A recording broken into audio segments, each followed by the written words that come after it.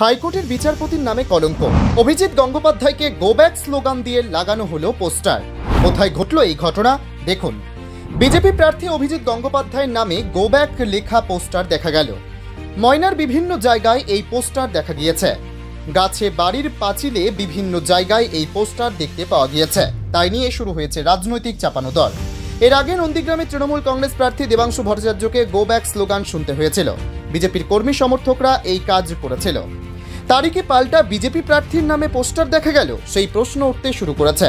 তমলুকের পর এবার ময়নায় পড়ল অভিজিতের নামে পোস্টার। রামনবমীর বিকেল থেকে ময়নার বলাইপন্ডা এলাকার বিভিন্ন গাছে এরকম পোস্টার লক্ষ্য করা যায়। পোস্টারে লেখা বিচারপতির কলঙ্ক অভিজিৎ গঙ্গোপাধ্যায় গো ব্যাক। যে পোস্টার ঘিরে শুরু হয়েছে বিতর্ক। তৃণমূল প্রার্থী দেবাংশু ভট্টাচার্য বলেন, মানুষ তাকে পছন্দ করছেন না, তাই এরকম পোস্টার দেওয়া হয়েছে। তার ক্রেডিট হচ্ছে হাজার হাজার মানুষের চাকরি খাওয়া।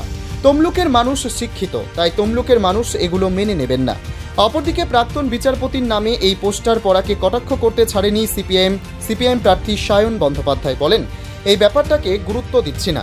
তমলুকের মানুষকে একটু বলতে বলুন অভিজিৎ গঙ্গোপাধ্যায় কত কিলোমিটার রাস্তা হেঁটেছেন।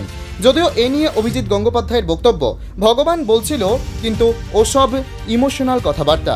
আমি চাকরি প্রার্থীদের কথা শুনেছিলাম, যা সঠিক মনে হয়েছে বলেছে। এ পর্যন্ত অনেক চোর আজ জেলে। বিচারপতি পদে থাকাকালীন অভিজিৎ গঙ্গোপাধ্যায়ের একটি নির্দেশ বাংলায় অত্যন্ত সাড়া ফেলেছে। আন্দোলনরত চাকরি প্রার্থীদের অনেকেই তাকে ভগবান আখ্যা দিয়েছিলেন। বিচারপতি পদ ছাড়ার পর তারাও কিছুটা হতাশ হয়েছিলেন।